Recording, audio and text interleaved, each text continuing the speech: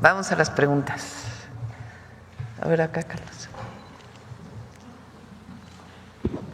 Doctora, ¿cómo está? Soy Carlos Guzmán de 4 Media Telecomunicaciones Veracruz. Pues comenzar con un tema financiero. Sí me gustaría que nos diera su comentario. El día de ayer, si no mal recuerdo, BBVA, bueno, aquí en México le decimos Bancomer, todos le decimos Bancomer, anunció una inversión de 100,000 millones para el tema de fortalecimiento de sucursales, toda esa cuestión aquí en México. Esta inversión forma parte del Plan México, es diferente al Plan México, ¿cómo fortalece a la economía mexicana? Esto derivado de lo que se comentaba ayer, que algunas personas mencionan de que por los datos de Banxico, México estaría en recesión, aunque tienen que cumplirse 2 meses para el tema del crecimiento prácticamente cero. ¿Qué nos puede comentar? Recibí al Consejo de Bancomer hace unos días, vinieron a visitarme y me informaron de esta inversión que van a hacer de 100,000 millones de pesos, estamos hablando que de 5,000 millones de dólares, y para los próximos 6 años. México pues es muy importante para todos los bancos y particularmente para los bancos que tienen su capital español y están muy comprometidos con México. Entonces, me informaron de esta inversión, que bueno, conocen muy bien el Plan México. El Plan México se ha corrido la voz, se conoce ya en todo el mundo, la estrategia que estamos planteando para el desarrollo incluyente, con bienestar, de prosperidad compartida para nuestro país. Y pues, ¿qué pueden hacer los bancos? Pues ayudar a financiar las inversiones, bajar sus tasas para que puedan acceder micro, pequeños empresarios para poder tener créditos accesibles, para poder poner su negocio, y están trabajando muy de cerca con el secretario de Hacienda para poder pues cumplir con todas estas expectativas. Entonces, qué bueno que haya esta inversión y confianza en nuestro país. Y así va a ser. No hay ninguna inversión en México que hayan hablado con Secretaría de Economía, con la presidenta, que hayan anunciado por su parte que hayan decidido retirar. Ninguna. Todas las inversiones que se han anunciado están en puerta, están esperando ya se publicaron los polos de bienestar, falta ya la ubicación de los polos de bienestar, su publicación que viene en estos días, los incentivos que se están dando, pero sobre todo pues lo que representa México para el mundo. México es un gran país y muchísimas empresas quieren invertir, y además a nosotros nos corresponde que esa inversión se traduzca en bienestar, porque durante años la inversión se traducía en bajos salarios y nosotros lo que queremos es que sea bienestar. Entonces se acompaña del programa de vivienda, se acompaña el programa de acceso a la educación. Entonces por eso es un programa integral de inversión, pero acompañado del bienestar para todo el pueblo de México. Y aprovechando el contexto, ¿qué le dijo don Carlos Slim ayer? Estuvo aquí él con su hijo, pues he establecido yo una buena relación con el ingeniero Slim. Es un hombre muy inteligente, muy culto, y siempre es refrescante escuchar sus opiniones. Entonces hablamos sobre la situación de México, cómo ve el tema de Estados Unidos, la relación con México, cuál es su opinión frente a las inversiones que están llegando. Entonces siempre es muy interesante escucharlo. Fue una plática, digamos, sobre la situación actual. ¿Habló de inversiones, algo así, de sus empresas? Pues ellos tienen varias inversiones planteadas, pero más allá de la inversión específica que pueda tener el Grupo Carso, hablamos en general de la situación de México y él es muy optimista.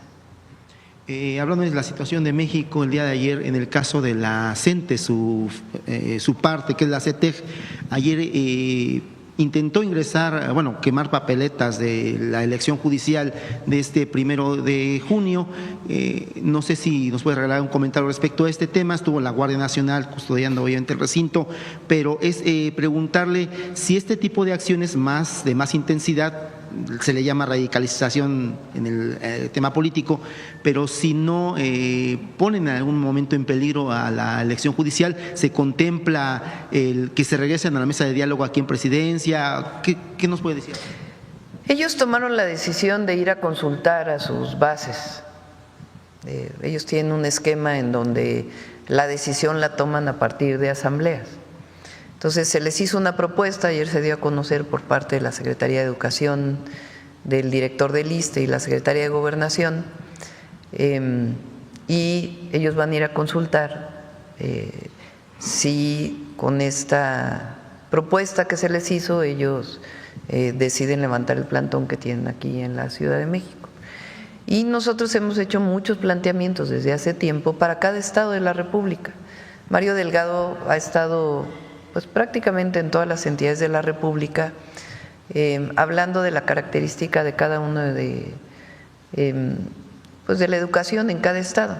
Lo he platicado aquí, muchos de los maestros están federalizados, es decir, tienen una nómina federal a través de la cual se destina el recurso a los estados y los estados pagan a los maestros.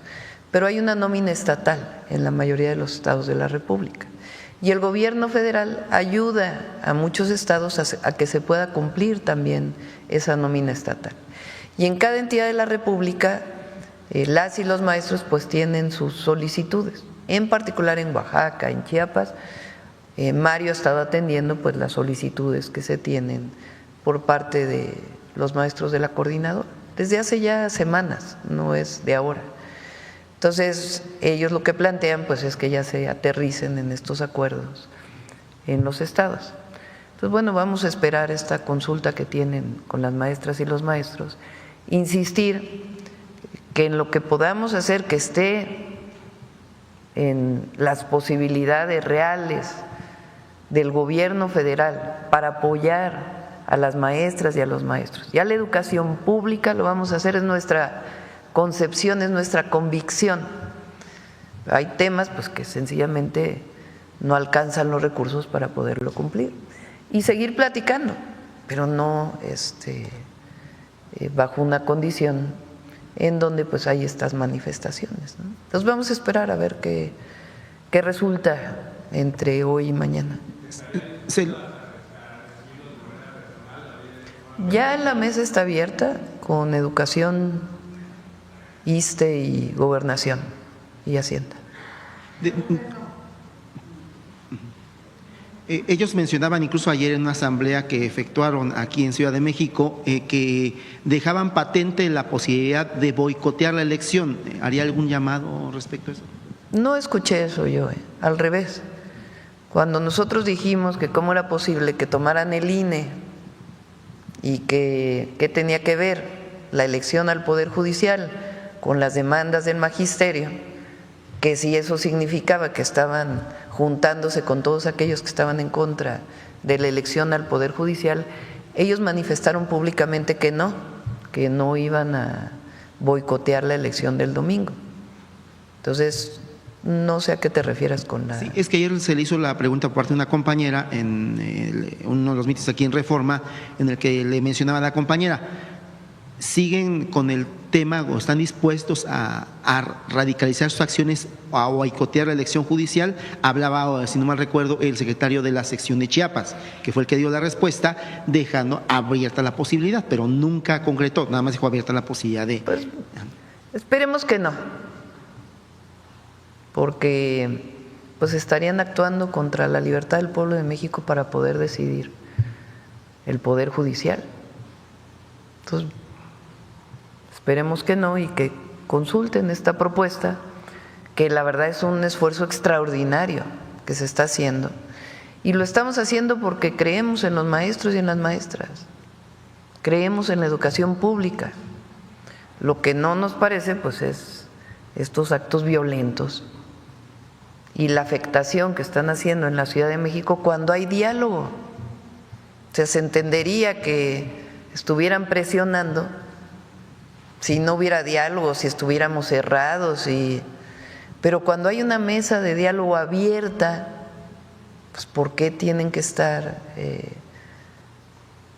bajo estas circunstancias. Pero bueno, vamos a esperar a ver qué ocurre el día de hoy, el día de mañana, y ya pues el domingo yo estoy segura que va a haber una participación muy importante del pueblo de México en la elección al Poder Judicial y que se va a ver la participación, una elección pacífica. Va a ser un gran día para México. Es a casi un año, a un día de un año de la elección del 2024. Aprovechando esto, esa va a ser mi última pregunta, pero ya aprovechando que sacó el tema de lo de la elección, a un año de que ganó la elección presidencial, ¿cuál ha sido su decisión más difícil que le ha tocado tomar, doctora? Pues todos los días uno toma decisiones, la verdad. Mientras esas decisiones tengan que ver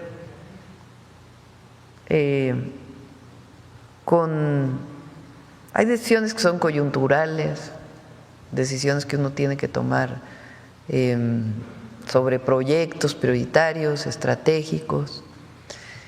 Si uno tiene dudas, siempre los principios. Ahí no se va a equivocar uno, nunca. Decía en su momento el presidente López Obrador que la política es principios y eficacia, ¿no? Pero cuando tienes dudas, en algún momento de voy por aquí, voy por allá, qué decisión tomamos, siempre los principios. Y ahí no se equivoca uno, la convicción. Y ya para terminar, ayer el secretario Omar García Harfuch daba a conocer un decomiso histórico en el tema de huachicoleo, ahí en el caso de Tabasco. Yo que recuerde, nunca se había dado un decomiso como tal, en un lugar que parece que era de almacenaje, pero también, según redes sociales, tendría alguna relación con el caso de huachicoleo hacia Estados Unidos, la venta de básicamente lo que es combustibles en Texas. Incluso ayer se daba a conocer parte de una familia que está involucrada en ese tema, de que ellos pedían no ser exculpados, sino entrar a juicio. No recuerdo el nombre de la familia, pero sí nos puede comentar qué se dijo el día de hoy en la reunión de seguridad respecto a este tema, y también si nos puede precisar algo del tema de Estados Unidos, si es que tiene alguna opinión al respecto. Estamos haciendo un trabajo en el Gabinete de Seguridad con todas las instituciones y también el área de logística de Pemex y de seguridad de Pemex. Se está trabajando conjuntamente. Yo les decía el otro día que estamos trabajando en dos áreas. Una que es la legal, administrativa. Ya existe una plataforma y van a salir una serie de normas en donde ya se puede hacer una trazabilidad del combustible que se importa hasta el combustible que llega a la estación de servicio.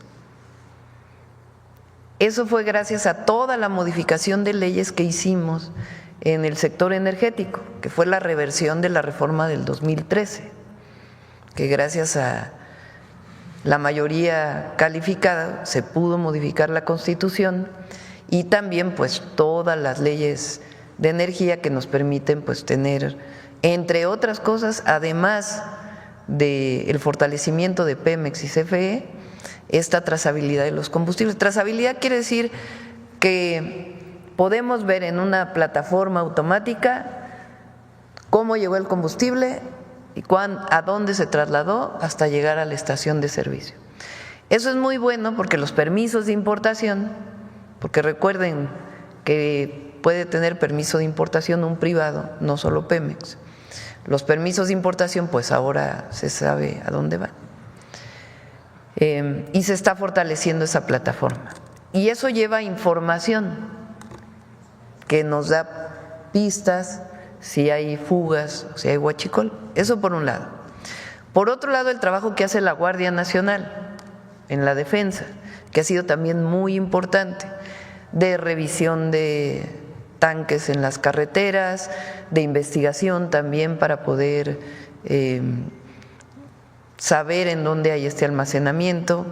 Está trabajando aduanas de manera muy importante y además logística de Pemex, que sabe pues cómo llega el combustible y dónde está faltando. Entonces, toda esta investigación nos está llevando a varios aseguramientos que ha habido de combustible. Pero esto lleva a una investigación de inteligencia para saber dónde está esa red de huachicol. Con el presidente López Obrador disminuyó muchísimo el huachicol de la picada de ductos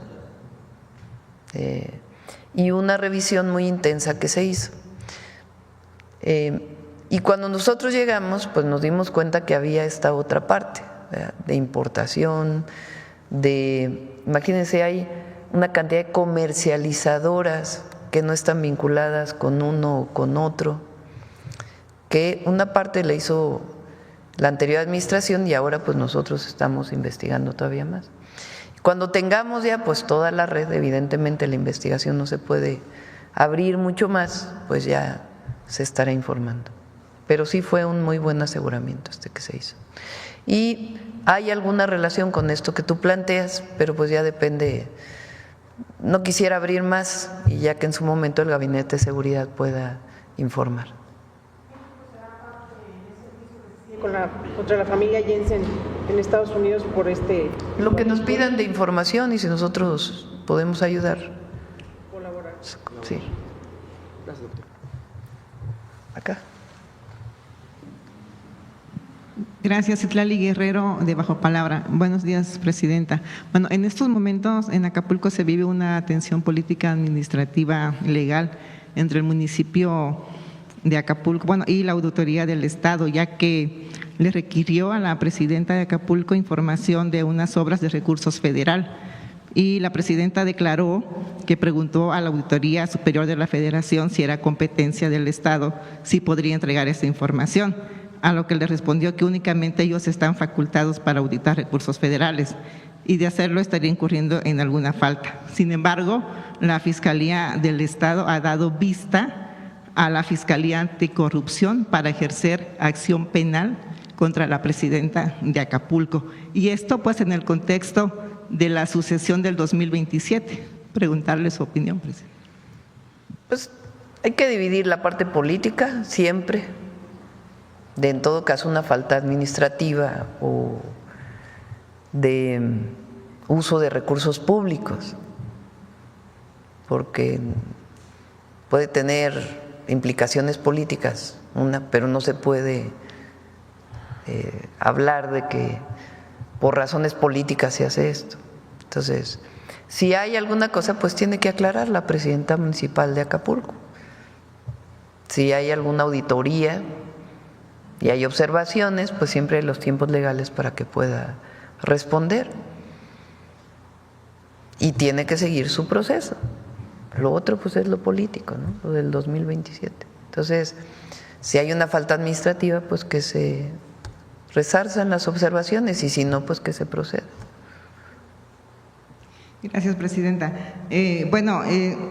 Como usted sabe, en caso de que el impuesto de 3.5% a las remesas de nuestro paisano se apruebe, pues estaría afectando principalmente a los estados de Guerrero, Michoacán, Guanajuato, donde en algunas microrregiones pues basan su economía, ¿no?, en estos recursos que envían los mexicanos que viven en Estados Unidos y que desde luego pues sí tendría un impacto fundamental. O sea, preguntarle si su gobierno ha diseñado o esté diseñando algún plan especial para atenuar los efectos en caso de que se apruebe, ¿no?, estas Primero lo primero.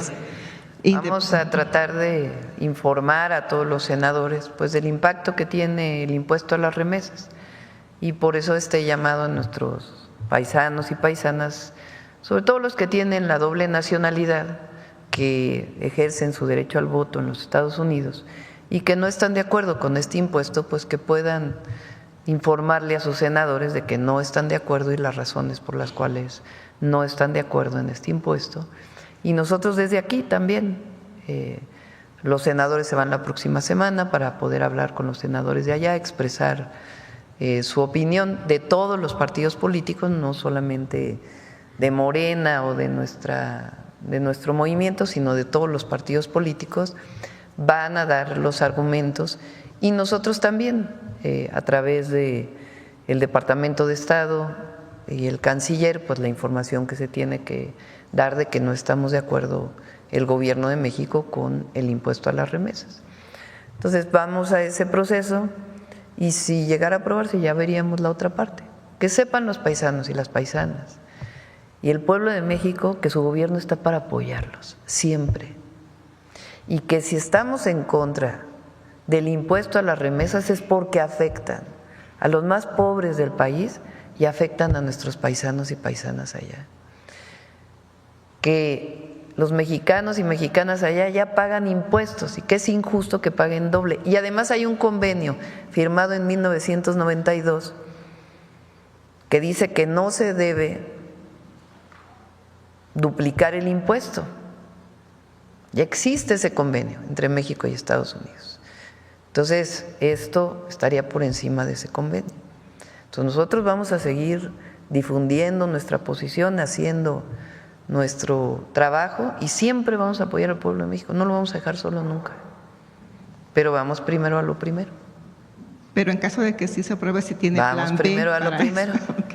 Bueno, Presidenta, la semana pasada pues se dieron las primeras lluvias y el primer huracán en Guerrero, en Acapulco huracán particularmente. No, fue lluvia tropical, no llegó a huracán. Ajá. Creo que fue categoría 1 y pasó por 500. Ajá. Y bueno, y tanto el subsecretario de Turismo, Sebastián Ramírez, como la presidenta, pues han estado haciendo un llamado a que no tiren basura en los canales pluviales, ¿no? Justamente para evitar daños, ¿no? Para unas posibles lluvias más fuertes. Pero bueno, los acapulqueños, pues tienen un estrés postraumático, ¿no? Tienen un trauma de que ven lluvia o escuchan tantito viento y pues tienen el temor, ¿no? De que un tercer huracán pues los afecte igual que el Otis y que el John. Preguntarle, Presidenta, si usted tiene un mensaje particular, pues sobre todo para la cuestión emocional y trauma y temor que tienen los acapulqueños, pues ya empezó la temporada de lluvias. Pues vamos a trabajar. Por supuesto que frente a un fenómeno meteorológico, pues lo único que nosotros tenemos es la prevención de la población, la información temprana y la prevención. Y en eso pues trabaja muy bien la Coordinadora de Protección Civil y el trabajo que hacemos con el Estado de Guerrero. Y pues aquí hay en la Ciudad de México se toca madera siempre, mucha prevención y mucho trabajo que se ha hecho para la prevención en el caso de sismos, y allá pues hay que seguir trabajando en la prevención para el caso de huracanes. Este año Rosaura está trabajando en un programa muy importante con distintos institutos de investigación científica y la Marina. Hay mucha información particularmente de Estados Unidos, se tiene mucho instrumentación en el Golfo, porque los huracanes que llegan del Golfo, los fenómenos meteorológicos del Golfo impactan más a Estados Unidos, a Florida y a todo el este de los Estados Unidos. En el caso del Pacífico, los huracanes o los fenómenos meteorológicos que vienen del Pacífico impactan poco a los Estados Unidos. Sí hay casos, pero impactan menos. Entonces Estados Unidos tiene tan instrumentado a través de la NOAA el Pacífico. Entonces nosotros, con Rosaura como proyecto, vamos a instrumentar el Pacífico para poder tener información con tiempo para poder prevenir. Primero para los dos temas, para prevenir y para que haya mucho más estudios científicos en México sobre los fenómenos meteorológicos del Pacífico. Entonces está trabajando con instituciones como el CICESE de Ensenada, por ejemplo, con universidades, la Marina está participando en este proceso y están diseñando las boyas, dónde tienen que ser ubicadas, varios temas que nos permitan, pues en unos años, porque esto no es de un día a otro, poder tener más instrumentación y poder pues hacer mucho más labores de prevención y de investigación científica que nos puedan dar más información pues del fenómeno general del cambio climático y de los impactos que puedan tener estos huracanes en el Pacífico. Gracias, presidente. Sí.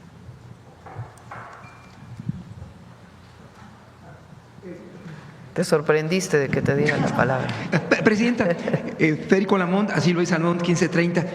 Dado que en la primera imagen de los paisanos, ellos decían, consulta a tu senador, no es el senador estatal, es el senador federal, y México tiene la oportunidad de consultar, y usted los conoce, a los 3 senadores de ascendencia mexicana, Catherine Cortés Masto de Nevada, Alex Padilla de California y Ben Luján de Nuevo México. ¿Piensa usted en hacer diplomacia parlamentaria o instruirle al Congreso, a los senadores de los diferentes partidos políticos, que hagan una primera interparlamentaria del migrante que alcance ese propósito y le permita a usted, en el marco de sus facultades, persuadir a los congresistas 39 de ascendencia mexicana en el Capitol Hill y en el Senado 3 demócratas pero con ascendencia a los republicanos? ¿Existe ese margen de posibilidad? Por un lado. Lo está haciendo ya el Senado de la República.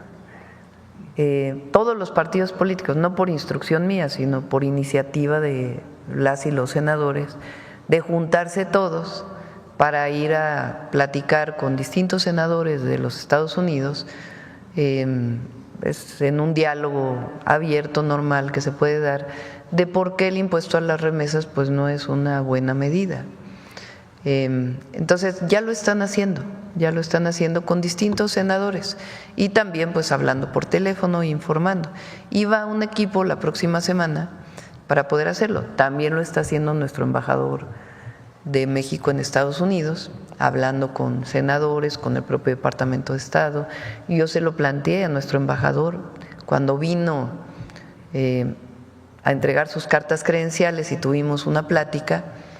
Le dije al embajador de los Estados Unidos en México pues que nos preocupaba mucho el impuesto a las remesas. Él pues también nos dijo que lo que pudiera él ayudar, que con gusto lo podría hacer para poder mejorar pues esta situación. Entonces se está trabajando y nuestros paisanos allá, este llamado que se hace pues es a que envíen su carta a su senador. Entonces, si son estadounidenses, muchos tienen, recuerden que la mayoría ya de los 39 millones o 40 millones de mexicanas y mexicanos que viven en Estados Unidos tienen doble nacionalidad, la mayoría. Muchos de ellos son nietos de migrantes, o sea, ya son tercera generación. Ya nacieron, sus padres ya nacieron en Estados Unidos y ellos ya nacieron en Estados Unidos, pero han elegido también tener la nacionalidad mexicana, entonces tienen doble nacionalidad. Y ellas y ellos pues votan en Estados Unidos, entonces ellos pues están haciendo esta campaña para que le escriban a los senadores para decirles no estamos de acuerdo con el impuesto a las remesas. La segunda pregunta sería para el maestro Diego Prieto. A propósito, maestro, de los esfuerzos que realizó la doctora Gutiérrez Müller cuando en el marco del 5º centenario de la conquista viajó a Italia y Francia para solicitar en condición de préstamo algunas piezas arqueológicas para ese importante año de México, ¿por qué no en lugar de préstamo, por qué no solicitar y dar continuidad a ese trabajo, maestro, pidiendo al gobierno de Francia y pidiendo al gobierno de Italia como al de Austria el regreso, a pesar de la dificultad, del penacho de Moctezuma? Adelante. Sí, muy buenos días. Miren, en estricto sentido no se puede pedir prestado lo que es nuestro. Si un libro es mío, pues no te lo pido prestado. En todo caso, pues que me lo devuelvas o que me lo dejes ver.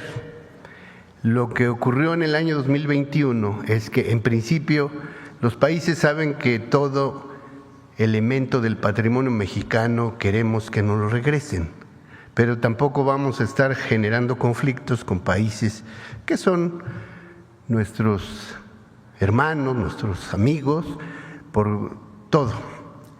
Entonces, en el 21 se optó por crear una figura que ya está en el reglamento de la Ley Federal sobre Monumentos, que se llama traslado temporal.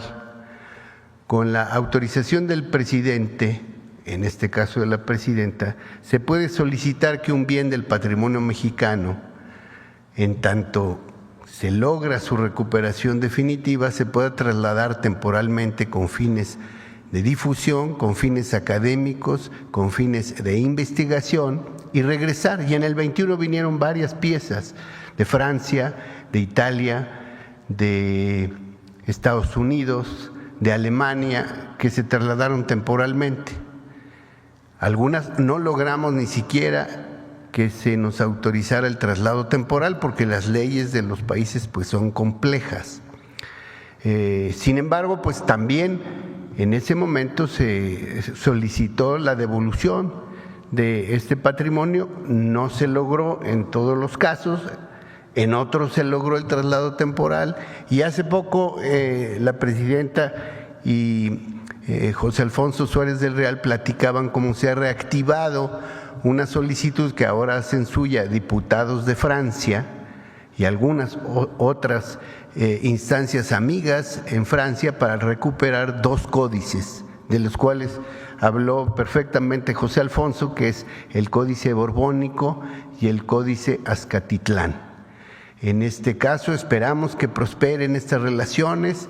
El propio presidente Macron ha sido favorable a analizar este caso y siendo en el caso del códice un bien que pertenece a la Asamblea Nacional de Francia, pues tendrán la última palabra los diputados y diputadas de ese país.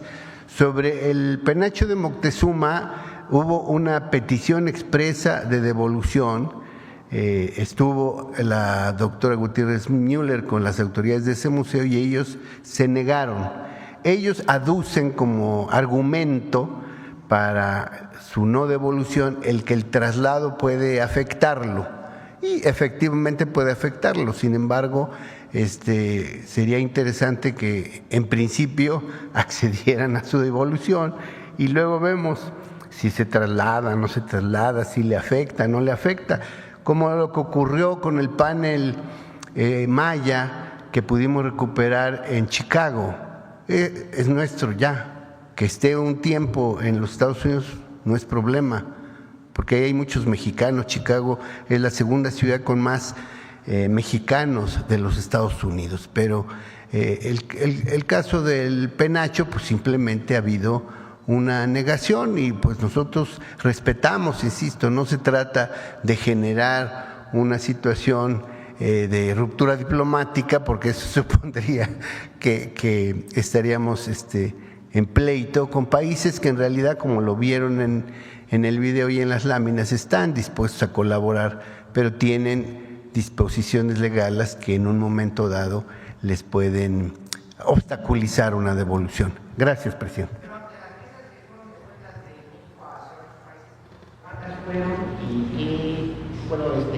¿Qué fue?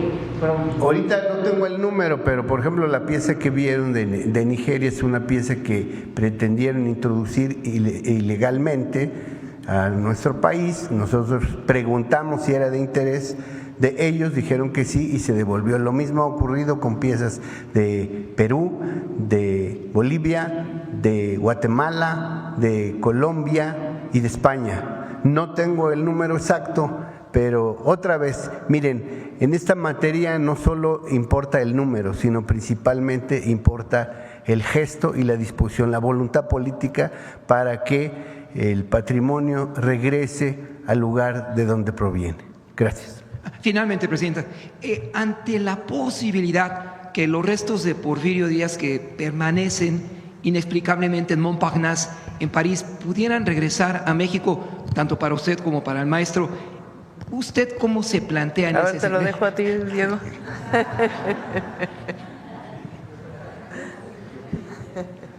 Que conteste el científico. Bueno, yo cuando era muchacho había una canción que decía que ya no estaban en Francia los restos de don Porfirio para criticar las actitudes y políticas antipopulares de los gobiernos del PRI y después del PAN. Yo creo que los primeros restos que no deben volver son los que hablan del autoritarismo, la dictadura, la represión. Esos nunca. Y la otra cuestión, pues yo creo que no es algo que importe pues al Estado mexicano, no es algo que el pueblo esté deseando. Algunos sectores pues pueden pensar que es un mexicano y que podría estar en este país, pero yo considero que pues ahí están bien. Don Porfirio decidió irse a Francia, murió ahí, pues que permanezca en paz, ahí descanse en paz, y sobre todo que no regrese el porfirismo, porque desgraciadamente regresó el porfirismo a finales del siglo XX y apenas estamos superando ese neoporfirismo que mucho daño nos causó. Gracias.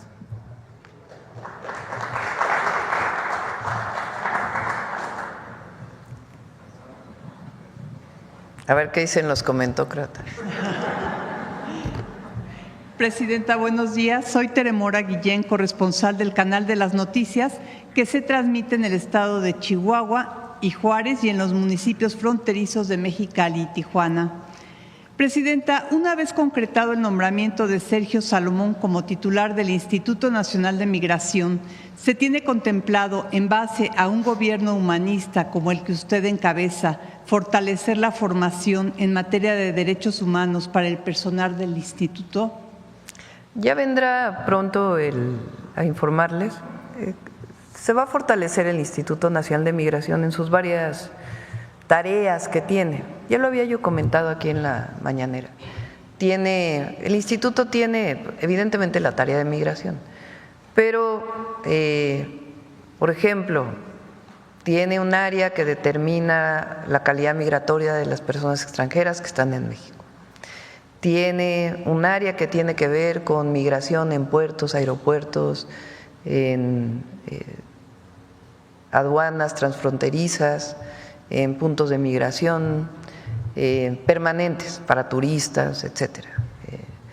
Entonces tiene diversas tareas y tiene también la tarea, pues, de la migración no documentada, digamos, de personas que no tienen documentos en México, que también pues hay una posición humanista en todos los casos. Entonces estamos viendo cómo fortalecer y cómo dividir las tareas y fortalecerlas, cada una de ellas.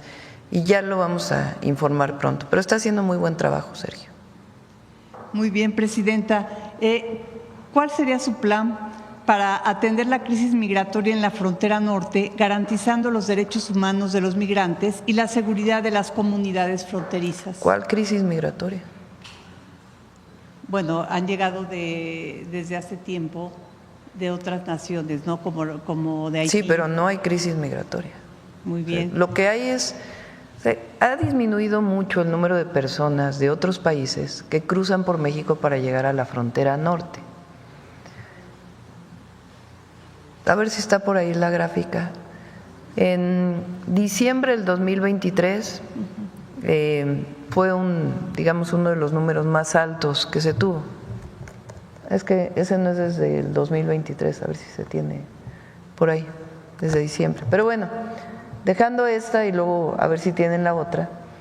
Del 2023, diciembre del 2023, más o menos antes de que llegara el presidente Trump, disminuyó muchísimo la migración o la llegada de migrantes a la frontera norte de nuestro país, por varias acciones que se desarrollaron. En su momento fue Alicia Bárcenas, que era secretaria de Relaciones Exteriores, quien coordinaba este trabajo.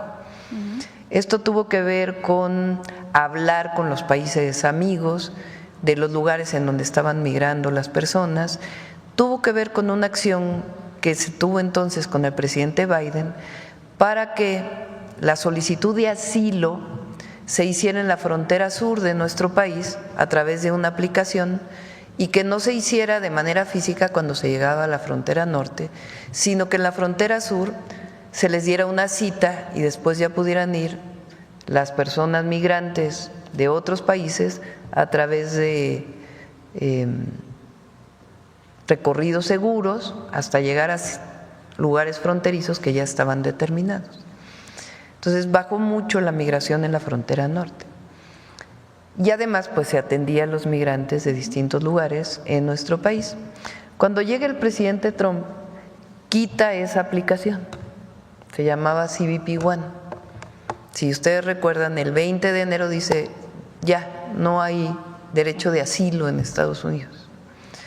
Más allá de nuestra opinión sobre ese tema, lo cierto es que las personas pues dejaron de llegar a la frontera norte porque ya no tenían esa cita que tenían a través de su aplicación. Entonces, a partir de la llegada del presidente Trump, pues disminuye todavía más. Entonces, de 13,000 personas que llegaban a la frontera norte en diciembre del 2023, hoy están llegando a encuentros de alrededor de 419 personas. Es el número más bajo que ha habido desde hace, pues quizá de la historia de la relación fronteriza. Entonces no podemos hablar de crisis migratoria. Las personas que vienen de otros países que quieren quedarse en México, pues hay esquemas a través del Instituto Nacional de Migración, en donde incluso pues hay esquemas de empleo que se tienen con distintas empresas en México y valora migración si tienen posibilidad de asilo en México o no. En la mayoría de los casos, su interés real es llegar a Estados Unidos. Cuando vieron que disminuyó esa posibilidad, pues disminuyó también muchísimo la migración de personas de otros países desde la frontera sur. También tiene que ver con materia migratoria esta pregunta. En materia migratoria, pareciera que las acciones que emprendió el presidente Donald Trump generaron mayores expectativas en cuanto al número de indocumentados que serían deportados a nuestro país. ¿Qué resultados han dado las acciones que desde el mes de febrero instrumentaron la Secretaría de Gobernación y el INAMI? Bueno, nosotros tenemos los 10 centros de atención, ¿recuerdan? En la frontera norte. Esos 10 centros de atención siguen funcionando.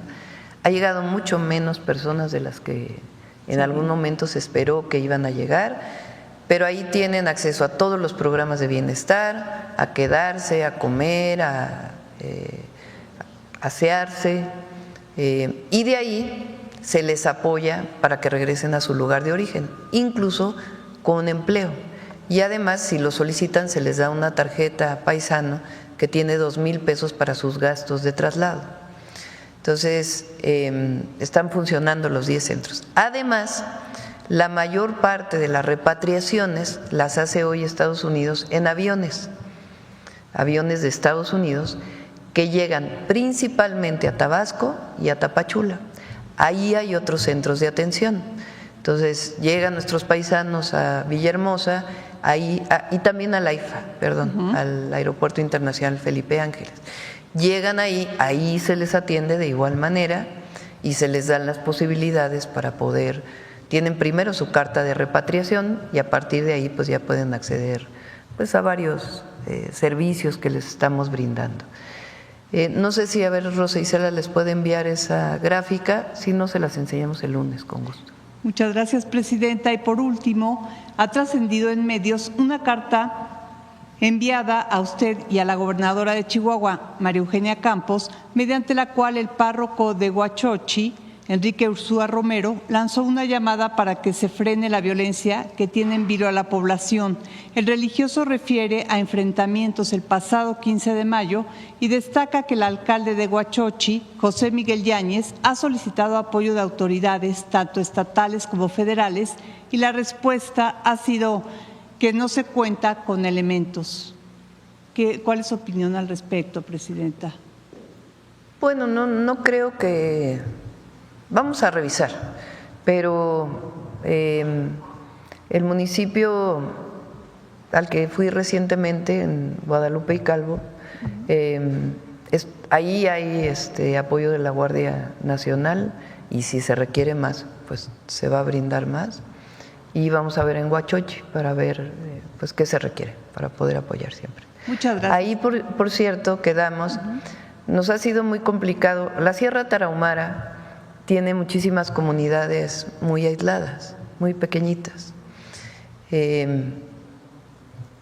Entonces, hay un programa para que los niños puedan acceder a la escuela, se quedan de lunes a viernes en la escuela, ahí se alimentan y regresan el fin de semana con sus familias, vienen por ellos.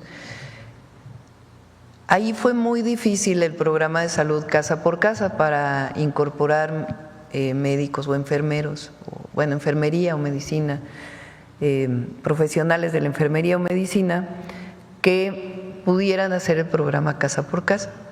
Entonces ahí va a haber brigadas de salud por lo pronto y ahí vamos a instalar escuelas de enfermería junto con el Instituto Mexicano del Seguro Social, y eso no lo sabía Alma porque no lo había platicado con ella ni Rosaura, y la Universidad Nacional Rosario Castellanos o la Universidad Benito Juárez, para que personas de las comunidades estudien ahí y ahí se queden con el programa Salud Casa por Casa. Entonces es un programa que vamos a desarrollar en la zona, lo acordamos porque es parte del plan de justicia de esta zona. Muchas gracias, presidenta.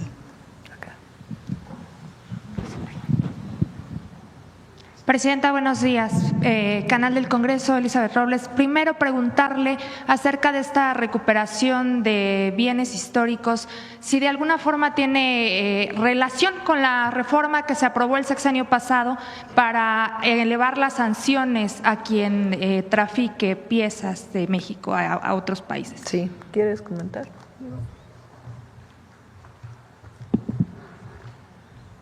Sí, el tráfico ilícito de bienes culturales es un delito que se paga con cárcel, por supuesto con la reparación del bien que haya sido extraído y que pues tiene que ser perseguido. Entonces, más que elevar las penas, lo que necesitamos es fortalecer una coordinación que ya se ha establecido desde el gobierno anterior entre la Secretaría de Seguridad Pública, la Secretaría de Relaciones Exteriores, la Sedena, la Marina, Aduanas, por supuesto la Secretaría de Cultura a la que pertenece el INA, el INBAL, porque también hay tráfico de bienes artísticos, fortalecer y prevenir, es decir, evitar esos delitos. Por eso, desde el gobierno anterior y ahora se acaba de refrendar la tarea de construir al interior de la Guardia Nacional un cuerpo especial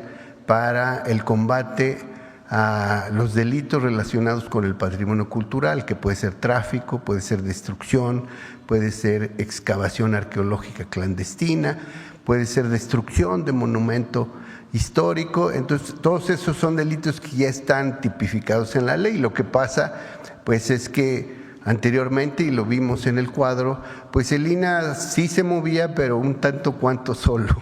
Ahora no, estamos acompañados con la voluntad política de la presidenta y de las autoridades y trabajaremos con la Guardia Nacional para la prevención y la inteligencia en esta materia. Gracias. Presidenta, en otro tema, luego del anuncio de ayer sobre este decreto para impulsar a la industria farmacéutica, Presidenta, ¿vería con buenos ojos que se fortaleciera esta medida a través de una reforma legislativa? Ayer se hablaba en Cámara de Diputados sobre evaluar un asunto a largo plazo a través de una reforma. Podría incorporarse a la Ley Nacional de Salud, es una posibilidad, pero creemos que con el decreto pues es suficiente porque tiene que ver con el esquema de las licitaciones, cómo se harían.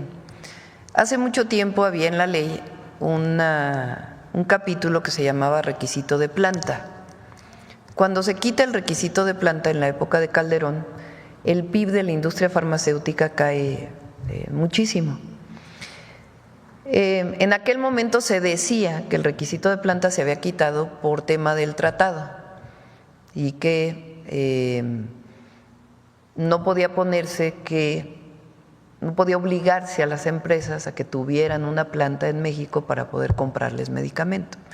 El requisito de planta quería decir que si tú le compras a una empresa, es que no sé si decir, por ejemplo, Bayer, tiene muchos medicamentos, le vas a comprar un medicamento, pues tiene que tener una planta en México, aunque no fabrique en particular ese medicamento que tú estás comprando, pero que tiene que fabricar medicamentos en México. Eso era el requisito de planta. Entonces, nosotros lo que decidimos es que la próxima licitación, y en ese sentido viene el decreto, va a tener puntos, va a tener prioridad a aquella empresa que tenga una planta en México, una inversión en México. Y se va a calificar la licitación a partir de estos puntos, para no entrar al tema de la obligatoriedad o no, sino sencillamente de la calificación de la licitación. Entonces, así va a ser, el decreto sale y la próxima licitación, pues ya saben, desde ahora las empresas nacionales o extranjeras que si quieren participar en la licitación de medicamentos, pues deben de tener al menos una inversión en nuestro país. Y estamos seguros porque ya se están dando. Y con esto pues va a crecer mucho más la inversión de empresas nacionales y extranjeras para la fabricación de medicamentos y las posibles alianzas que se puedan hacer con Birmex. Sí, por supuesto, ese es el objetivo. Ya por lo menos no tienen los precios de traslado y además se fabrica aquí. ¿O es optativo? Se va a calificar con puntos y un punto, eso está en la ley de adquisiciones, pues tendrán puntos mejores quienes tengan la planta aquí. Presidenta, se han hablado ya de que hay 22 temas que entrarían en el periodo extraordinario que inicia previsiblemente a partir del 9 de junio. Preguntarle cuáles serían las prioridades desde el Ejecutivo sobre estos temas que se van a presentar en el Congreso y si se incluiría esta reforma para trasladar las atribuciones del Coneval, ¿qué parámetros se incluirían para la medición de la pobreza? Lo tiene que decidir el INEGI, o sea, se mantiene en una institución fuera de la Secretaría de Bienestar la evaluación de la pobreza. De hecho, la evaluación de la pobreza como fundamento tiene la encuesta nacional ingreso-gasto de los hogares que hace el INEGI. Ahora el INEGI pues va a hacer el análisis de que hacía el Coneval. Entonces eso tiene que pasar por ley y es una de las leyes que se está pensando que se apruebe en el periodo extraordinario. Entre otras, también hay muchas leyes de la Guardia Nacional, derivado de que hoy la Guardia Nacional es parte de la Secretaría de la Defensa Nacional. Hay leyes que tienen que ver con seguridad, que quedaron en el Senado y que todavía se estaban discutiendo. Hay leyes que tienen que ver con la segunda parte de la reforma al Poder Judicial para hacer los plazos más expeditos, para que realmente la justicia pues no tenga estos plazos de 10, 15 años para resolver un problema, sino que sea mucho más expedita, que ya viene en la reforma al Poder Judicial, solamente que tendrían que modificarse las leyes secundarias. Telecomunicaciones, la ley del organismo antimonopolio, todas estas leyes. Correcto. Son 22. Y ya para finalizar, Presidenta, ayer en el Senado de la República se recibió a una delegación de la Organización de Estados Americanos, de la OEA, que van a participar como observadores de la elección del domingo. Yo quisiera preguntarle qué se espera de esta misión y en qué punto está el Gobierno de México en la relación con la OEA. Bueno, ese es un tema ya muy amplio. Ya la podemos tocar en otra ocasión. Recuerden que la OEA tiene entre sus atribuciones el ser observadores en elecciones. Han venido muchas veces a México y van a otros países. Y en esta ocasión el INE pues solicitó la presencia de esta observación, de estos grupos de observadores. Lo recibió el canciller, también lo recibió el Senado y pues van a estar observando la elección y yo pienso que va a ser una elección muy buena, libre y además histórica. Gracias, Presidenta. Sí. Acá. Qué gusto saludar a la Presidenta Ramón Ramírez Gutiérrez de Noticieros El Reloj. Sin llegar al debate, Presidenta, solamente recordarle que nuestro paisano oaxaqueño Porfirio Díaz fue el soldado de la patria, como lo llamó Benito Juárez. Un día debatimos sobre eso, para que se quedó aquí la opinión de Diego, que es… Yo coincido con Diego en una cosa, lo que no queremos es que regrese el porfirismo. La otra parte la podemos debatir, es un buen debate. Presidenta, estamos en un momento histórico que doy gracias a Dios de que nos haya permitido vivir este momento, la elección de jueces, juezas, ministros, ministras, magistrados y magistradas. He tenido la oportunidad, junto con abogado indígena Heriberto Jiménez, de entrevistar a múltiples candidatos, conocerlos cuando menos a la cara, cuando eran irreconocibles para toda la nación. Hablar de perspectiva de justicia con sentido social, hablar de situaciones indígenas, de situaciones del movimiento LGBT, de migrantes, de niños, de mujeres, de ahora de nuevas tecnologías, de la relación entre poderes. Se ha abierto la discusión a nivel nacional. Preguntarle, como titular del Ejecutivo Federal, a 2 días de que se realice esta elección, ¿cuál es el mensaje que usted le da al pueblo mexicano en torno a este momento? Lo vuelvo a repetir, a subrayar, ponerle comillas negritas y todo lo que se pueda. Es un momento histórico el que estamos viviendo los mexicanos, tanto a candidatos como a los electores. Hay muchas voces también que quisieran acallar o que quisieran que pasara desapercibido este momento, pero creo que los mexicanos no lo podemos permitir. México es libre y las y los mexicanos pueden decidir participar en la elección. Nuestro debate es con aquellos que llaman a no votar. No porque no tengan derecho a llamar a no votar, tienen derecho a llamar a no votar, sino porque son aquellos que dicen que México no es democrático.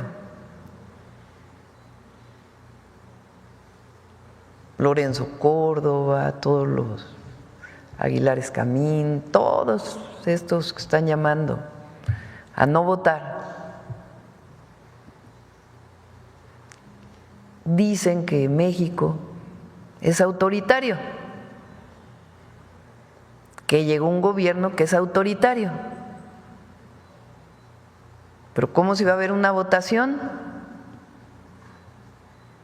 Entonces nuestro debate es decir, bueno, tú decides no votar, pero decir que porque se va a elegir al Poder Judicial por el pueblo de México, eso significa autoritarismo, pues eso sí no estamos de acuerdo, que era el mismo argumento que dio Zedillo. O sea, ¿cómo le puedes decir a un movimiento que llegó a la presidencia con el pueblo de México que llamar a elegir al Poder Judicial es antidemocrático? Es una contradicción en sí mismo. Leía el otro día a alguien que decía, es que nosotros no elegimos a un médico si va a operar o no, por eso no se puede elegir a un juez. No tiene nada que ver una cosa con la otra. El Poder Judicial es un poder en México establecido por la Constitución.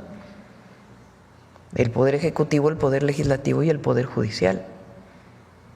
El Poder Ejecutivo se elige, el Poder Legislativo se elige, porque el Poder Judicial no puede elegirse. Sobre todo con la historia reciente del Poder Judicial, que demostró pues, su corruptela y su vínculo con intereses creados que incluso evitan que haya resoluciones para que haya personas que paguen impuestos, que está en la Constitución, o que decidieron fuera de la Constitución bloquear leyes legislando, cuando ese es un papel del Poder Legislativo. Entonces, ese es nuestro debate con quienes llaman a no votar, argumentando que es mejor no votar porque México es un país autoritario. Entonces, México, los mexicanos y mexicanas, hay libertades y tienen la libertad, que también es responsabilidad, porque todas las libertades llevan una responsabilidad, de ejercer su derecho el domingo a votar. Entonces, ¿a qué llamamos nosotros? A que participen en la elección, a que vayan a votar, a que decidan quiénes son los que quieren que sean sus ministras, ministros, magistrados, jueces, miembros del Tribunal Judicial, a quienes van a ser parte de la Sala Superior del Tribunal Federal Electoral.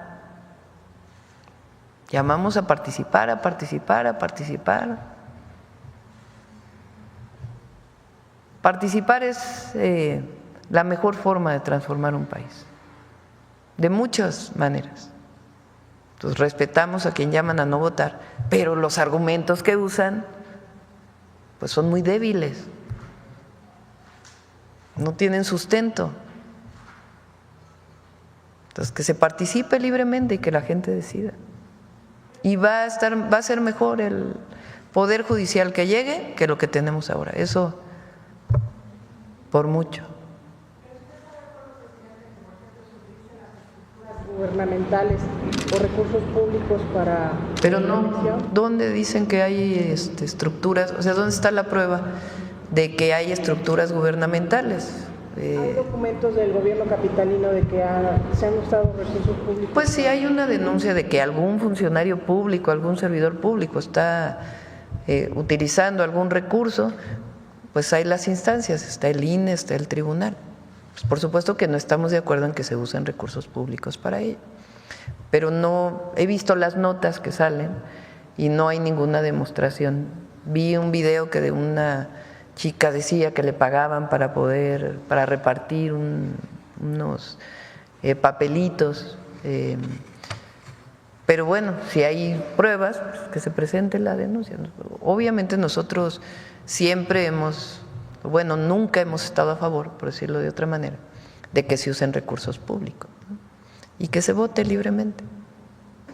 Segunda pregunta, Presidenta. Preguntarle si hay la posibilidad de que el Estado mexicano que usted representa pudiera crear alguna institución o algún colectivo de instituciones que protejan a personas de la tercera edad. Están en riesgo y han estado en riesgo, principalmente por la nobleza de su corazón. La mayoría de estas personas, bueno, no la mayoría, perdón, hay varios casos que he documentado de despojos, incluso por los mismos familiares, acerca de propiedades de las personas de la tercera edad. Ahorita le voy a presentar un caso de una nueva forma que se está dando de engaño hacia estas personas.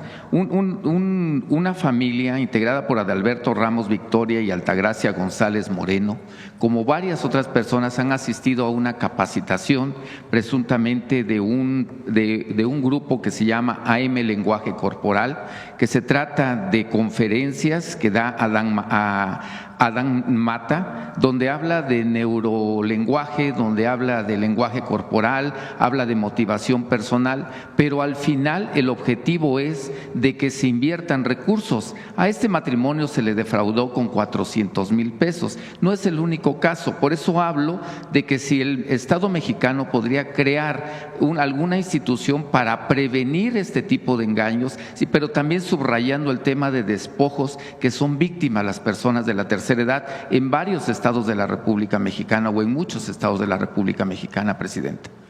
Pues está el INAPAM y el propio trabajo que hacen los servidores de la Nación a través de la Secretaría de Bienestar cuando visitan a un adulto mayor para recibir estas denuncias y se les canaliza. Entonces puede usar el número de bienestar y de todas maneras recogemos esta solicitud que nos haces. Otra situación, Presidenta. A ver si tiene el número de bienestar. Otro de los grupos, de los sectores, siempre traigo situaciones que denuncia el pueblo de México o que quiere manifestarle. Otra situación en riesgo, están aproximadamente, se habla de 600,000 niños que no tienen acta de nacimiento. ¿A qué me refiero? A niños que nacieron en Estados Unidos y que están en México buscando este documento tan esencial para cualquier mexicano. ¿Cuál es el tema o qué le está obstaculizando? El tema de la apostilla.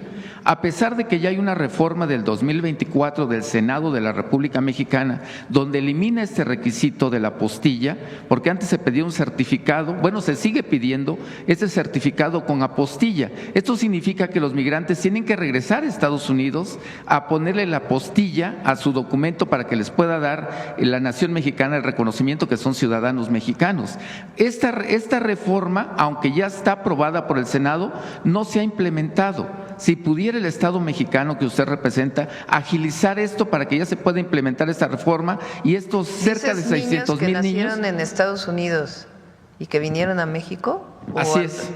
Así es. Sí, ya se eliminó ese requisito y hay que trabajar con los registros civiles. La agencia digital está muy de cerca ahora, aparte de CONAPO y RENAPO, para poder hacer todo esto, pero no deberían de estarle solicitando. Le repito, ojalá ya se pueda eliminar este requisito, que ya está además aprobado por el Senado, pero que no se ha implementado. Lo revisamos. Y ya por último, Presidenta, pues pedirle que si usted le tiene algún mensaje de forma directa al maestro, a la maestra, obviamente, particularmente de Oaxaca. Han sufrido muchas situaciones históricas que usted, yo sé que las conoce, las ha vivido. Por ejemplo, hay escuelas donde está un maestro atendiendo 6 grados, hay una maestra todavía que llega con el niño en la espalda, tiene que caminar 3-4 horas para llegar a su escuela, y pues ha habido muchas situaciones históricas que tal vez el día de hoy pues se están manifestando. Bueno, la demanda no tiene que ver con eso. O sea, la solicitud que están haciendo pues es la derogación de la ley del ISSSTE del 2007. De hecho, Mario Delgado estuvo con Salomón Jara y miembros de la sección sindical de Oaxaca, pues hablando de muchos temas. Por ejemplo, este año dimos un apoyo especial para los uniformes de todos los niños y niñas de Oaxaca. En su beca de Rita Cetina les llegó un apoyo adicional para uniformes y se les dio tarjetas a todos los niños y niñas, a sus familiares, para útiles y uniformes escolares, para Oaxaca. Este año se están comprando computadoras para todas las escuelas de Oaxaca. Se está haciendo un trabajo muy importante para poder colocar internet en todas las escuelas de Oaxaca. Se ha hablado con ellos de que ahí donde hacen falta plazas, pues evidentemente vamos a apoyar, porque no puede haber escuelas sin maestros. Entonces, eso ha sido un diálogo permanente desde que llegamos al gobierno, y fue con el presidente López Obrador y ahora con nosotros.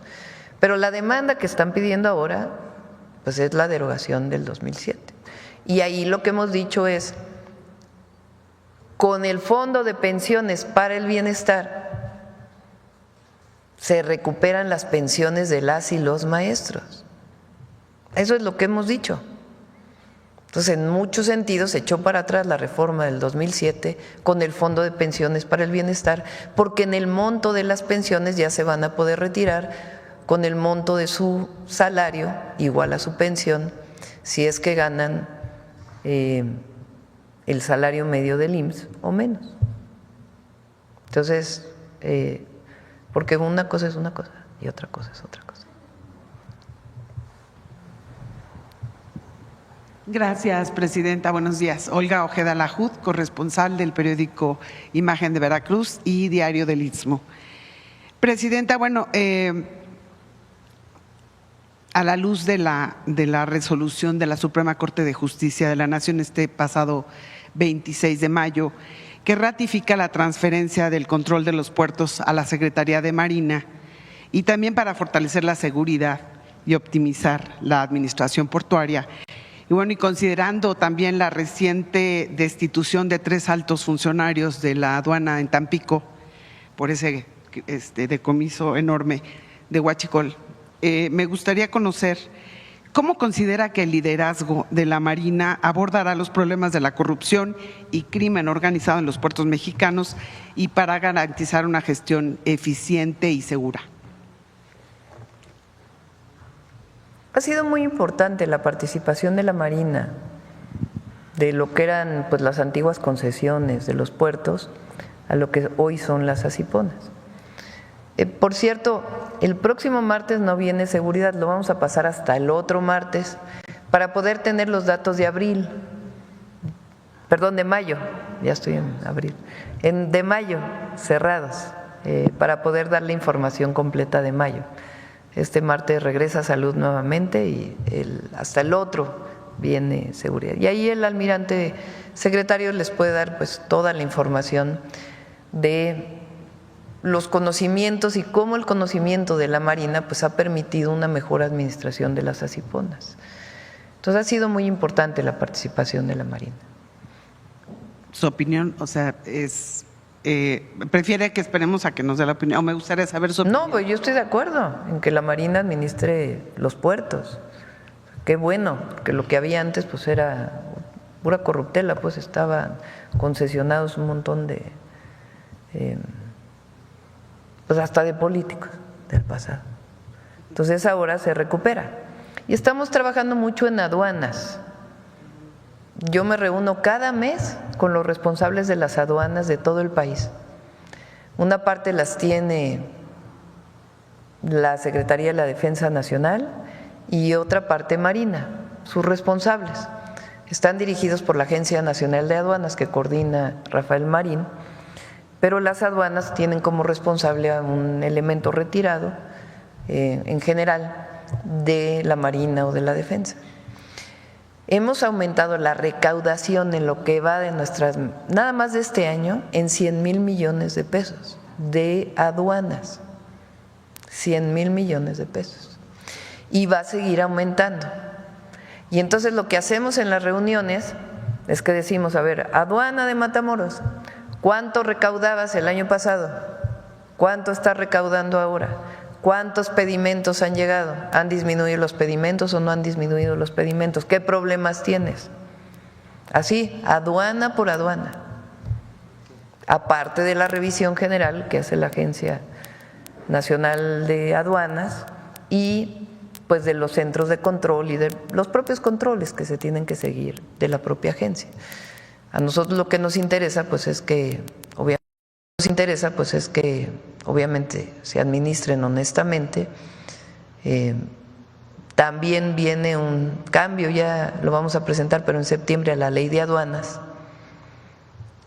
porque pues todavía había muchas fugas ahí, aunque se hizo mucho con el presidente López Obrador, aumentó la recaudación en aduanas. Fíjense, la recaudación en aduanas es de más de 1 billón de pesos. Con el presidente López Obrador aumentó de 1 billón a 1.250.000. Y nosotros ya tenemos 100,000 millones más. Y la posibilidad de recaudar, como siempre lo dije, es todavía más. Con controles y eficiencia también, porque no se trata de meter controles para hacer más lento el paso en las aduanas, al contrario. ¿Y combate a la corrupción? Combate a la corrupción. Muy bien. Por otro lado, Presidenta, en Las Chuapas, en Veracruz, personal de enfermería y del programa de bienestar dedicado a realizar el censo de salud casa por casa, pues fue confrontado, ¿no?, por simpatizantes de Movimiento Ciudadano, encabezado por Jesús Uribe. Ellos acusaron de realizar proselitismo, ¿no?, por hacer este tipo de censos. Me gustaría saber su opinión sobre, más que nada, qué estrategias se van a implementar, ¿no?, para garantizar que los operativos de salud pues no estén relacionados, no tengan ningún tipo de obstáculos, ni sean malinterpretados como actividades proselitistas en procesos electorales o que generen confrontaciones. ¿Tienen alguna estrategia para controlar esto? Estoy pensando qué puedo decir y qué no, porque el domingo es la elección allá en Veracruz. Claro. Vamos a decirlo así. Siempre luchamos, toda nuestra vida luchamos, para que no hubiera uso de recursos públicos o uso de programas para las elecciones, que no se compre el voto. Hoy que estamos en la presidencia, pues vamos a seguir en contra de eso, eso no va a cambiar. Entonces, si hay una práctica de esa, pues que se sancione, pero no deben usarse recursos públicos. Ya, lo demás lo podemos platicar después. Ok, muy bien. Muchas gracias, Presidenta. Bueno, por otro lado, el director de Pemex, Víctor Rodríguez Padilla, ha mencionado esta reducción de personal de confianza de la paraestatal. Si bien no son despidos masivos, como se ha manifestado en algunos medios de comunicación, pues sí me gustaría saber qué criterios se van a emplear para determinar el recorte de personal de confianza de Pemex y si se contempla algún mecanismo para aprovechar el talento y la experiencia de estos empleados en otras áreas estratégicas de la empresa, ¿no?, del sector público. Bueno, en todos los casos, si hay una persona que por ajustes de la estructura de la organización o de la institución disminuyen, como fue el caso del INAI, como fue será el caso de COFESE y otros organismos autónomos que desaparecen, pues tiene que haber las condiciones de ley para todas las personas y el apoyo que se pueda dar. Si algunos de ellos pueden participar en alguna otra actividad, pues se ve esa posibilidad, pero tienen que tener su liquidación y de acuerdo a la ley, en particular en Pemex, pues tiene sus propias condiciones aun cuando sean de confianza. Lo que sí vamos a hacer, y es parte de las modificaciones a las leyes que hicimos, es que Pemex se va a integrar verticalmente de nuevo. Lo he dicho aquí varias veces. La reforma del 2013 fue gravísima, o sea, fue terrible para la producción de petróleo, para Pemex y para el país. Hoy se echó atrás la reforma del 2013. Y entre otras cosas lo que vamos a hacer, fíjense, Pemex son 4 subsidiarias y 40 filiales.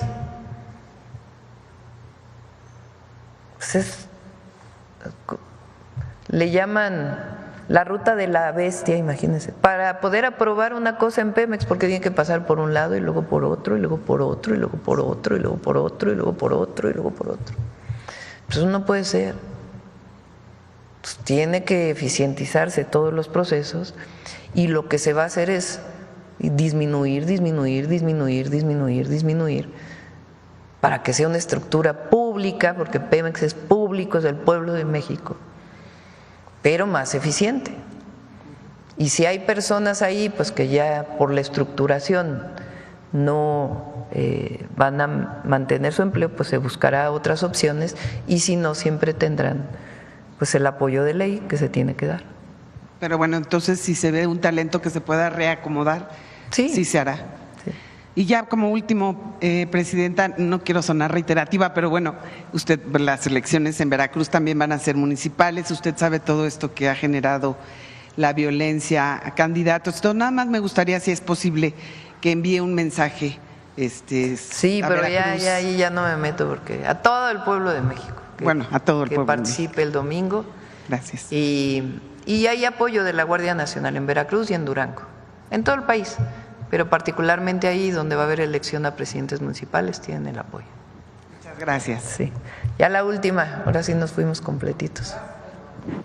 Sí, buenos días, Presidenta, buenos días para los funcionarios, la secretaria que le acompañan, Demián Duarte de Sonora Power. Presidenta, bueno, ya se abordaron muchos temas nacionales, así que me voy a enfocar a temas más de mi región.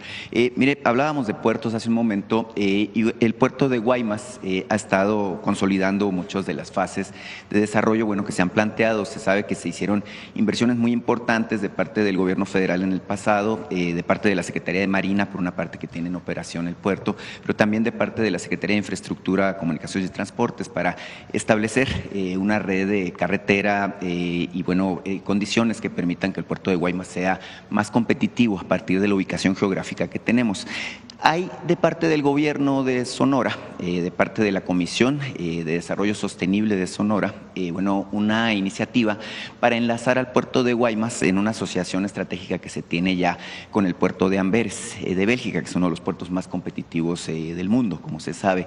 El plan es prácticamente pues convertir al puerto de Guaymas en el hub logístico más importante a nivel portuario de lo que es el Pacífico mexicano, con enlaces justamente a distintos puertos de todo el mundo. Se habla de 100 puertos en 38 países que pudieran ser enlazados. La pregunta muy en específico, Presidenta, es ¿qué estaría dispuesto a hacer su administración, usted en lo particular, para consolidar este proceso que va muy avanzado justamente del puerto de Guaymas? Estamos apoyando a Alfonso Durazo en todo el Plan Sonora. Hay muchos planes ahí, entre ellos el puerto de Guaymas. Él nos ha solicitado varios incentivos para Sonora que ya van a salir más allá de los polos de bienestar. Entonces, vamos a apoyar a Alfonso en lo que requiera. Es un buen gobernador. El polo de bienestar para el desarrollo que se definió para Hermosillo seguramente será muy importante. Usted sabe que la economía de Sonora tiene características únicas que incluso la hacen ser la más diversificada de todo el país. Tenemos prácticamente todas las actividades industriales, industria aeroespacial, industria automotriz. Usted pues nos ha beneficiado con la decisión de llevar el desarrollo de semiconductores, la electromovilidad y bueno, también tenemos una muy fuerte industria minera, lo que tiene que ver con prácticamente pues todos los segmentos de industria de alimentos. Somos líderes en producción de casi todo, pesca, agricultura, ganadería. En este sentido, preguntarle si usted identifica estas fortalezas como justamente la posibilidad de vincularlas con este puerto, con el enorme potencial que nosotros pretendemos que tiene Guaymas. Sí, todo el Plan Sonora. Si quieren un día lo dedicamos al Plan Sonora invitamos a Alfonso. Nosotros encantados, Presidenta. Y bueno, en particular, mire, quiero yo resaltar un dato que usted dio a conocer en la Convención de Banqueros, que no ha tenido resonancia prácticamente en ninguna parte. Usted habló de los resultados que se tienen en materia de seguridad y fue muy específica en el caso de Sonora, hablando justamente de que al cierre de abril teníamos un descenso del 41.5% en los casos de homicidio. En mi anterior participación, yo le hablaba del caso particular de San Luis Río Colorado y bueno, se estableció ahí una estrategia de mando único que ha dado muy buenos resultados, es el reporte que yo tengo, se ha bajado definitivamente la incidencia también de homicidios y hechos, pues graves que se venían presentando ahí, pues prácticamente a un nivel que hace mucho no se veía. El gobierno de Sonora, justamente por iniciativa del gobernador Alfonso Durazo, estableció un esquema de acuerdo con el sector privado para establecer un fideicomiso para la seguridad pública, se llama FICOSEG, si mal no recuerdo, que compromete a los empresarios de nivel medio hacia arriba a aportar recursos económicos a través del impuesto sobre nómina, que acordaron ellos que se subiera del 3% que estaba vigente al 4%, justamente para invertir recursos también que vienen del sector privado para fortalecer la seguridad en lugares sensibles. En ese sentido, yo le quiero preguntar a usted qué opina de este tipo de esquemas en donde se compromete el sector privado, donde se compromete también a la sociedad a participar para fortalecer el tema de la seguridad. Bien, ahí en San Luis, hoy vino un equipo de Sonora para analizar el avance, no llegó ya el gobernador, a veces solamente nos reunimos con los equipos que están allá. Ahí en San Luis Río Colorado aparte de que se está construyendo un hospital del IMSS, que fue un compromiso que hice en campaña y que ya se está construyendo, hoy autoricé un presupuesto para iniciar el programa de alumbrado público en San Luis Río Colorado. Ahí cuando llegué a la inauguración o la primera piedra, más que la inauguración del hospital, como llevamos ya muy noche, pues nos dimos cuenta que una buena parte del alumbrado de San Luis Río Colorado es con aquellas lámparas de sodio amarillas que se usaban hace mucho tiempo y que por no tener recursos pues no han podido sustituir. Entonces vamos a hacer un programa integral de sustitución de esas lámparas por lámparas LED y por senderos seguros, senderos para mujeres libres y seguras. Y esto lo vamos a iniciar este año. Va a ser a través de la Secretaría de Infraestructura, Comunicaciones y Transportes en coordinación con el Gobierno del Estado y ya van a ir pues el equipo a informar y la presidencia municipal, obviamente, para informar por dónde vamos a empezar, qué es lo que se va a hacer, y eso también va a ayudar mucho a la seguridad. Por último, Presidenta, y aprovechando que está aquí la Secretaria de Humanidades, Ciencia y Tecnología, mire, se acerca a mí mucha gente para plantearme temas que puedan ser de interés de la Presidencia de la República y del Gobierno federal. Y me ha llamado la atención que últimamente se acercan a mí personas que inventan, que desarrollan proyectos que consideran que pueden ser de beneficio para el país. Entonces yo le quiero preguntar a usted y a la Secretaria, ¿cómo se podría establecer un mecanismo de vinculación con esta capacidad de invención que tenemos los mexicanos. Se sabe que somos muy ingeniosos, pero que en el pasado se han desarrollado proyectos de alta tecnología, por ejemplo, la televisión a color, y que no fueron considerados viables, ¿no? Que fueron considerados o descartados y que al final de cuentas se desarrollaron en otros países como Estados Unidos, en donde justamente la invención de este tipo de innovaciones o este tipo de aportaciones son un asunto cotidiano, ¿verdad? Habrá que recordar que, por ejemplo, las computadoras de Apple se inventaron en un garage, ¿no? En Palo Alto, California. Temas así. Y mire, en particular me llamó la atención un par de hermanos de San Luis Potosí que se acercaron a su servidor, José y Marco Contreras se llaman, que me dicen que han desarrollado y tienen patentado incluso ya en Estados Unidos, pero lo quieren aportar para desarrollo de México, un sistema que aprovecha la energía cinética que genera el movimiento de rotación de la Tierra para generar electricidad. Esto en entornos cerrados. ¿Cómo? O sea, aprovecha la energía, el movimiento de la Tierra, el movimiento de rotación, para generar electricidad a partir de un principio de energía que se genera a partir del movimiento, es decir, de la cinética.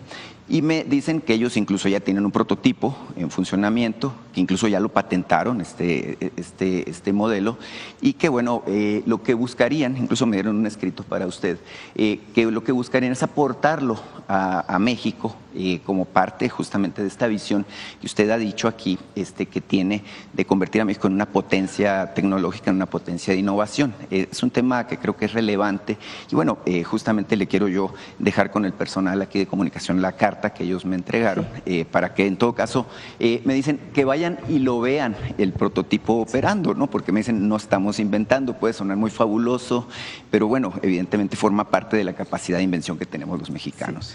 Bueno, en la Secretaría recientemente creada por la Presidenta a partir de CONACYT, estamos trabajando precisamente, entre otros muchos proyectos, en la vinculación con los inventores.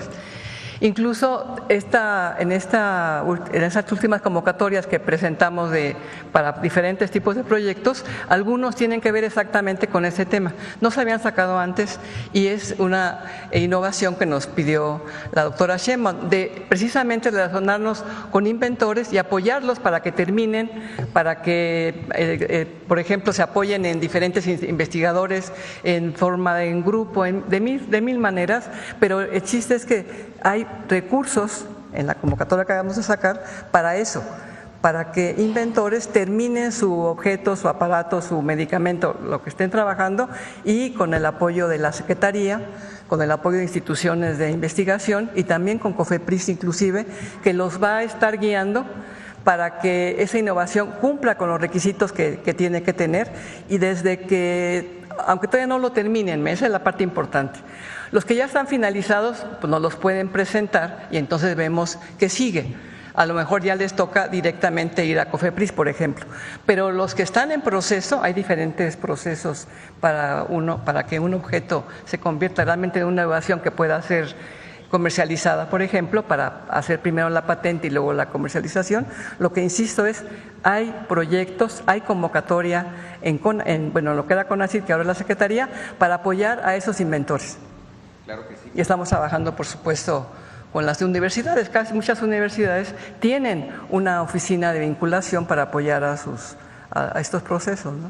Claro. En este caso, y es muy interesante, a mí me llamó mucho la atención, los inventores del caso dicen que ellos, insisto, ya tienen listo un prototipo. Él puede ir a platicar con nosotros, la convocatoria ya se cerró, por cierto, pero hay manera de que nos puede mandar un correo, hay diferentes formas de comunicación con la Secretaría, lo podemos decir, yo te puedo dar incluso el mío, para que nos busque y veamos. Hay muchas personas como la que señalas que están buscando formas de poder acumular esa energía que se produce en diferentes formas y poderla guardar, utilizar, etcétera, ¿no? Claro. Pero sí, estamos en eso, pues. Claro. El comentario ahí es, el prototipo que tienen genera 1,400 kilowatts, justamente me dicen suficiente para alimentar las necesidades de un hogar. Bueno, hay que ver porque ahí sí el principio con el que estás comentando. Pero bueno, hay que revisar el inventario. Claro que sí. Le dejo el escrito, Presidenta. Sí. Muchísimas gracias y bueno, buenos días. Sale. Ya, Olmaro. voy a ir a visitar el avance del tren México-Pachuca, Ciudad de México-Pachuca. Mañana vamos a ir, está muy interesante, vamos a ir a visitar con la jefa de gobierno, si nos acompaña Clara, una planta que hicimos cuando fui jefa de gobierno en Bordo Poniente para convertir basura orgánica en carbón vegetal. Es una planta que se hizo en coordinación con el Instituto de Ingeniería de la UNAM y que ya está operando al 100, entonces tengo mucho interés en irla a ver para ver si la podemos replicar en otros lugares y también probablemente algunas de los temas de basura cero que se hicieron en su momento en la ciudad. No quiero, aunque en realidad no está formalmente prohibido que se puedan hacer actividades públicas ni mucho más, pues vamos a esperar al domingo. Entonces vamos a hacer estas dos visitas aquí en cerca de la capital y el domingo viene la votación y luego vamos a Acapulco con la Marina porque es el Día de la Marina.